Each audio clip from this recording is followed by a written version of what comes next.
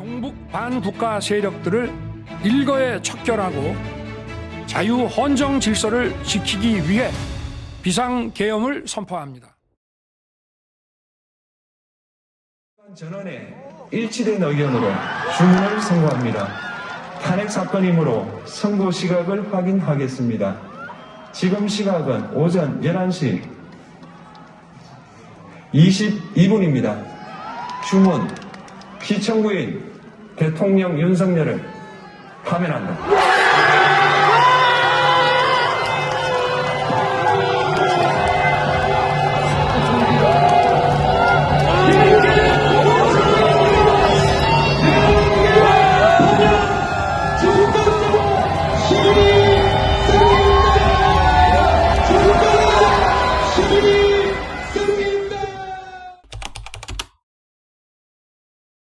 유신 쿠데타와 독재가 남긴 깊은 상처, 인혁당제건의 사건.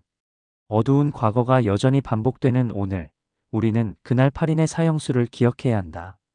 1972년 10월 17일 박정희는 위헌적 계엄과 국회 해산 및 헌법정지 등을 골자로 하는 대통령 특별선언을 발표하며 1인 독재 집권을 영구화하기 위한 유신 쿠데타를 일으켰다.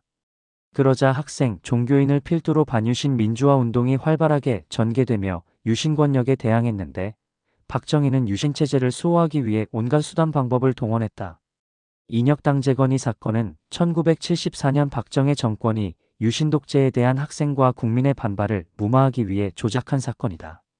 잔혹한 구타와 고문을 통해 인민혁명당이라는 명칭에서부터 모든 내용이 거짓으로 만들어진 신문조서로 재판이 진행돼 1975년 4월 8일 8명에게 사형이, 7명에게 무기징역 등 총 25명에게 중형이 선고됐고 형이 선고된 지 채 24시간이 안 된 4월 9일 새벽 4시 55분부터 8명의 사형이 차례로 집행됐다. 박정희 독재의 대표적 사법살인이었다. 이들에게 무죄임을 확정시켜준 명예회복은 2007년 1월 23일에야 이뤄졌다. 2025년 그 사법살인 50년이 되는 해다. 이 책은 사구통일평화재단의 이창훈 사료실장이 인혁당제건의 사건으로 산화한 8인 열사의 삶을 재판기록, 유가족과 관련자들의 증언, 신문기사를 비롯한 여러 자료를 수집하고 취재하여 약전으로 구성한 것이다. 2011년부터 2016년까지 사구통일평화재단에서 진행한 인혁당 관련자 45명을 대상으로 한 400여 시간의 구술사업과 이후 현재까지 지속적으로 8인 열사들의 유가족을 대상으로 인터뷰를 진행해 열사들의 성장기와 개별적 생각들을 모으면서 사라져가는 열사들의 자료를 소중히 챙겨서 이 책을 집필하였다.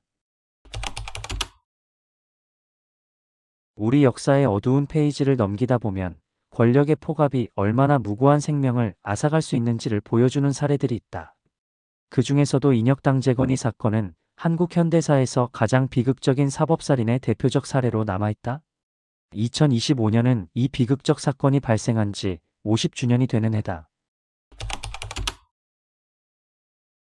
1972년 10월 17일 박정희는 위헌적 계엄과 국회 해산, 헌법정지 등을 골자로 하는 대통령 특별선언을 통해 유신 쿠데타를 일으켰다. 이는 그의 1인 독재 집권을 영구화하기 위한 명백한 시도였다.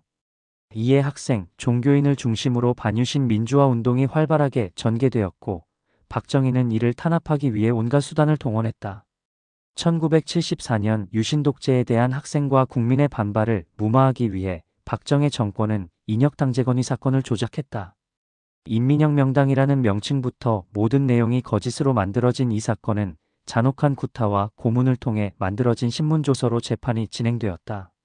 1975년 4월 8일 8명에게 사형이, 7명에게 무기징역 등 총 25명에게 중형이 선고되었다. 그리고 형이 선고된 지 채 24시간도 안 된 4월 9일 새벽 4시 55분부터 8명의 사형이 차례로 집행되었다. 이는 박정희 독재의 대표적 사법살인이었다.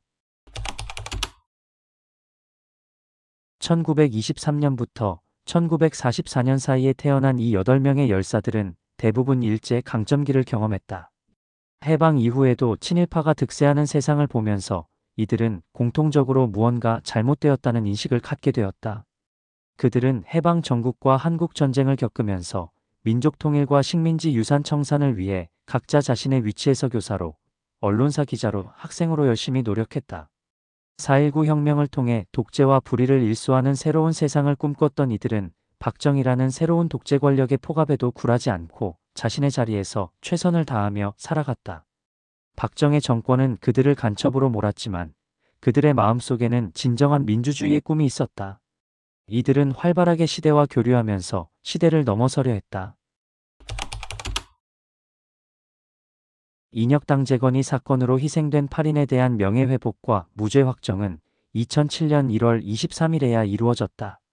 사건 발생 후 32년이 지난 시점이었다. 이 과정에서 많은 이들의 노력이 있었다. 2011년부터 2016년까지 사구통일평화재단에서는 인혁당 관련자 45명을 대상으로 총 400여 시간의 구술 사업을 진행했다.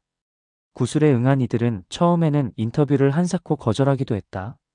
포갑적인 독재권력의 악행은 오랜 시간이 흘렀어도 그 기억조차 입에 담고 싶지 않게 만들었기 때문이다. 더욱이 독재 정권은 정권 차원에서 고문 등을 가한 흔적을 조직적으로 없애려고 했다. 1997년 여야 정권 교체를 앞두고 중앙정보부의 후신인 안전기획부 내곡동 청사에서는 수십일간 검은 연기가 타올랐다는 언론 보도가 있었다. 독재 정권에서 자행된 수많은 불법 기록을 태운 것이었고 8인 열사에 대한 불법 행위의 기록도 이때 많이 사라졌을 것으로 추정된다. 2007년 법원이 인혁당 사건의 무죄를 선고하고 국가배상금을 지급했지만 2013년 국가는 인혁당 사건 관련자들을 대상으로 부당이득금 반환 청구 소송을 제기했다. 당시 사건 관련 생존자들은 이미 사용하고 없는 배상금의 일부를 반환해야 하는 상황에 처했고 반환하지 못한 금액에 대해서는 법정이자 20%가 매년 붙었다. 2022년 법원의 화해 권고 조치를 법무부가 받아들이면서 이 문제가 해결된 것으로 알려졌지만 실상은 그렇지 않았다. 당시 법원의 권고사항은 국가배상금의 이자를 뺀 원금만 받으라는 것이었다. 화해 권고 판결을 받은 사람은 원금을 갚기 위해 집을 팔았고 화해 권고 판결을 받지 못한 사람은 지금도 신용불량자 신세를 면하지 못하고 있다. 국제적으로도 우리나라의 1975년 4월 9일은 사법사상 암흑의 날이라는 불명예를 받았다.